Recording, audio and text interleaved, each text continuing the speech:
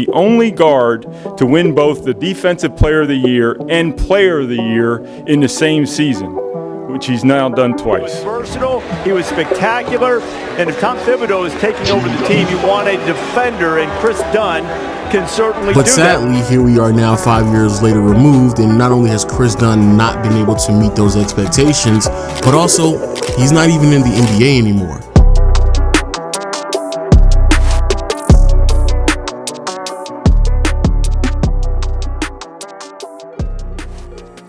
Kris Dunn at a surface level seems like your typical NBA bust story. A defensive-minded guard drafted onto a poverty franchise who wasn't given a stable position to succeed, struggled to find a role, was less developed offensively than predicted, battled nagging injuries that derailed possible development. These issues do illustrate a picture as to why a guy thought to be NBA ready fizzled away, spending time out of the league and in the G League just a few years into his career. Through this lens, his story is completely uninteresting. But through a wider perspective, there's something about him that has attracted NBA teams enough to keep this guy going. There have been many guys before him that have shared the similar fate. Injuries, G League, bust label. It's not that unusual, and on this channel we've already covered plenty of them and will cover more in the future. What makes Kris Dunn a unique case is his response to his misfortune. There's something about his game that makes him a whole lot harder to write off than the next guy. But how did we get to this point? Kris Dunn's upbringing was movie-like, but this definitely wasn't a fairy tale. Born in Connecticut with both parents and his older brother, Kris's parents' relationship quickly crumbled. His mom took the kids and abandoned their father when Kris was just an infant. Why she chose to leave is unclear. The three began their new life in Alexandria, Virginia, where the boys became used to living a very unprivileged life. Going without hot water, electricity, and actual nutritional meals became very normal to them. During this time, their dad was searching for their whereabouts unsuccessfully. After years of searching and little help from the legal system, Kris's father was left out of contact with his children entirely. Life for the Dunns became simple due to the lack of basic necessities becoming normalized. High points in his life seemed through the roof as someone who wasn't in the position to take anything for granted. A night not eating cornflakes and water was luxurious for them. The low points for the three were inhumanely low. The boys got used to spending days at a time by themselves while Kris was in elementary school and his older brother John was in middle school. Their mother often found herself in trouble for offenses like credit fraud, writing fake checks, and drunk driving.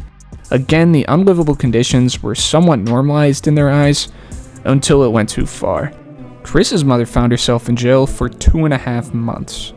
During this time, the boys were on their own out of fear of contacting authorities for assistance and being separated from one another. At the ages of 9 and 13, Kris and his older brother were forced to fend for themselves for months. John would sell shoes and essentially scam local kids at the park to make money, while Kris would play kids up to 6 years older in one-on-one games, as well as fighting local drug dealers for cash. In Kris's words, life was hell. The two didn't go to school and lived life on the edge out of the sake of survival. 9 years after leaving, and Kris's mother contacted their father out of necessity to get her sons the necessary resources that they needed, and arranged for John to go see John Sr. for the first time since before he went to kindergarten. John got what he needed, boarded the train, and returned back to Virginia. In the meantime, John Sr. found out about the mother's incarceration, and through the court's help, regained custody of the boys. Hopping in the car and immediately speeding over to their apartment, he was reportedly greeted by a bottle to the head from Kris, who had no idea who the large man entering the door was. After figuring out what was going on, they packed their bags and headed back to Connecticut, where they would join their father's family for the rest of their youth. There was certainly some growing pains in their relationship, as joining the family of a man you barely know is quite the shift, blood or not, but the mutual interest in sports helped ease that transition. Kris clearly had a gift if it wasn't clear from beating out 15-year-olds when he was 9, but at the high school level, his talents were on display for everybody to see. As one of the best guards in the country, Dunn had quite the high school resume, with honors including a McDonald's All-American selection, Jordan All-American selection, and Gatorade Player of the Year. The toughness was evident with the kid, and his defensive instincts as a safety showed on the court as well. His offensive game wasn't the most polished, but his physical gifts allowed him to dominate on that side as well. He was taller, faster, and more physical than just about any guard at that level, putting up 26, 10, and 5 with 5 steals as a junior, with an undefeated record and a state chip. He was on the map as a high school phenom. Following it up with a 31 point, 10 rebound season, put him on the map as one of the most dominating guards in the country. He even put up a quadruple double against some sorry team in Connecticut. Dunn gives his dad a lot of credit for his success at this level, as roaring crowds would be cheering his name while he puts up 30 bombs. His dad would be sitting front row screaming at him for having 6 turnovers or something in the process. This perfectionism drove him up to around top 15 to top 25-ish in the country, depending on the source. Dunn was ranked high enough to start at most high major D1 schools and was likely on the radar of NBA scouts prior to his freshman year. With offers from more prestigious schools like UConn, Marquette, Louisville, and Georgetown, he committed to Providence instead.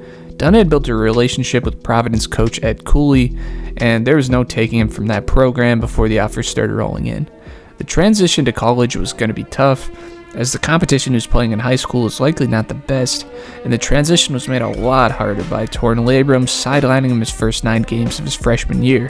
His return was less than stellar as well. He was clearly very unpolished as an offensive player when he can't just jet by you every single play. At 5.7 a game with 5 boards and 3 assists, he was adequate enough, but his shooting splits dictate that he wasn't the best offensive player. This trend continued the first 4 games of his sophomore season, before it was announced that he would be out the remainder of the year with another shoulder surgery. This quieted a lot of the buzz around his name. After 2 lackluster seasons riddled by injury and lackluster offensive performance, Dunn looked like an injury-prone player who was a non-complete, non-factor on the offensive end. On the court, it was not what anyone hoped, and off it was even worse. The mental strain of having what you worked for stripped out of bad luck is a lot. But 1 week after receiving word of the necessary surgery, he would receive word on the passing of his mother as well. Although the relationship was not what it was prior, hopes of rekindling were sadly crushed. All I can imagine is this year was very tough on the guy. The opportunity seemed to have passed to make it out with basketball, and it was truly going to take something spectacular to regain that. And oh yeah, that did happen. Shot clock at 10. Dunn, 3 for the tie. Kris Dunn was one of the best collegiate players in the country his junior year. Big East Player of the Year and Defensive Player of the Year, 15 a game on way improved shooting splits, 7.5 assists, proving he can facilitate super well too. Yeah, he checked all the boxes for an NBA prospect, and through his play this season, Kris Dunn was likely a lottery pick. This was a major bounce-back season after little to show other than 2 surgeries prior to that. In a major gamble, Dunn decided to pass on the 2015 draft to focus on getting his degree, apparently to set an example for his younger sisters. It's a big-time risk, but in the end, it's safe to say it paid off. Player of the Year and Defensive Player of the Year again, Kris Dunn was campus legend at Providence, and through his play earned the attention of NBA scouts even more so. He was very NBA ready by the looks of things, and his game was pretty well rounded outside of his defense, which was his huge calling card. His NBA comparison was a less athletic John Wall, which actually kind of makes a lot of sense, honestly. He likely had the ability to switch better than John Wall ever could. At 6'3" with a 6'9" wingspan, it also seemed like the ball-hawking defense would make him an immediate impact player at the next level. His jump shot was solid looking and effective in college, but shooting under 70% from the stripe made it kind of questionable. He could facilitate well, but was pretty turnover prone. All in all, his game did look pretty well-rounded, which certainly was necessary for a prospect that's 22 years old. Entering the 2016 draft, he was projected middle lottery, and Dunn was selected 5th overall by the Minnesota Timberwolves, in a selection that seemed to be probably one of the best fits on the board. With Ricky Rubio on his last year of his contract and a young core including Wiggins, Townsend, and Levine, they're extremely lacking in defense and facilitating, and although not a perfect fit, a very good one on paper. Despite being voted preseason favorite to win Rookie of the Year, this could not be further from the truth. I'd be lying if I said he didn't play very, very bad in his rookie year. Similar to entering college, he was far less developed than it looked like from his junior and senior year. 3.8 a game on sub 40 and 30% from 3. He was very raw offensively, but to put the blame entirely on him would be unjustified. The Wolves never seemed bought into his development whatsoever. His role was extremely inconsistent with the team. He's also more so competing with Rubio than learning from him, who certainly could have helped him, spending tons of time at the 2 and 3 spot where he clearly was not comfortable at all. The Wolves gave up on him pretty quick, in a move intended to speed up the rebuild, packaging him with Levine and the draft pick used to take Lauri Markkanen for Jimmy Butler. In a superior position for himself, the Bulls did see a much better version of Kris Dunn undebatably. 13 points, 4 rebounds, and 6 assists with 2 steals. Dunn was far from a bad player in his first year in Chicago. In fact, when it came to facilitating the ball, he was very good, and defensively, he was just phenomenal. The cons with his play, however, again lied with his sub-league average shooting splits and nagging injury issues, a trend that we would see for his entire tenure in Chicago, never playing more than the 52 games that he played this year, and following this season with similar production and similar shortcomings. Dunn did look like he plateaued, and this is why teams don't value older prospects.